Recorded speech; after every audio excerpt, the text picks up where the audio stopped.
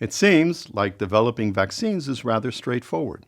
All you need to do is identify the pathogen, attenuate it to produce a live vaccine, or kill it when attenuation is problematic. Alternatively, by careful study, identify the critical disease-causing components and use these purified antigens directly as subunit vaccines. So why do we still not have an AIDS vaccine? Why do we need to get yearly vaccinated for seasonal flu? What makes some viruses so resistant to vaccination? Three main aspects of virus-host interactions directly impact on our ability to produce protective vaccines. First, the virus must circulate as free infectious particles, as well as readily produce viral proteins in the infected cells. Then, infection of the target cells in the host should not directly impair or interfere with a functional immune system. And finally, the virus needs to be somewhat genetically stable. As we will see, when viruses don't play ball, producing effective vaccines becomes a formidable challenge. It's less than 24 hours the genes are part of our chromosomal DNA. Well, what does that mean? Well, it means you don't have time for recall. I use polio as the example because everybody knows polio.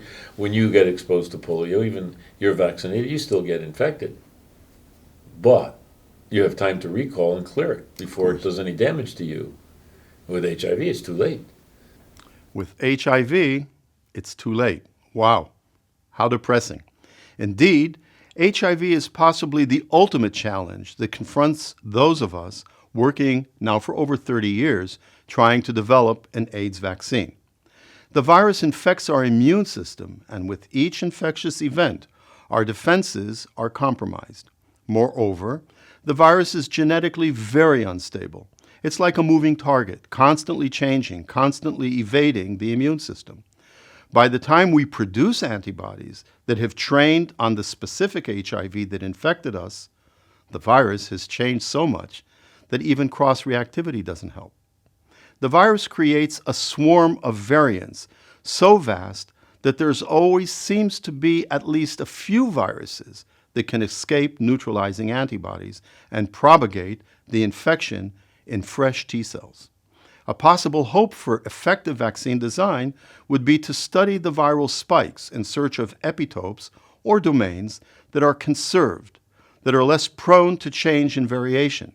If such targets could be identified, we would then need to persuade our immune system to focus on these preferred targets that ultimately might afford protection. However, HIV integrates into our own DNA. With each cycle of cell division, HIV replicates as well without actually having to produce any proteins or viruses or even leave the comfort of the cell it has successfully invaded.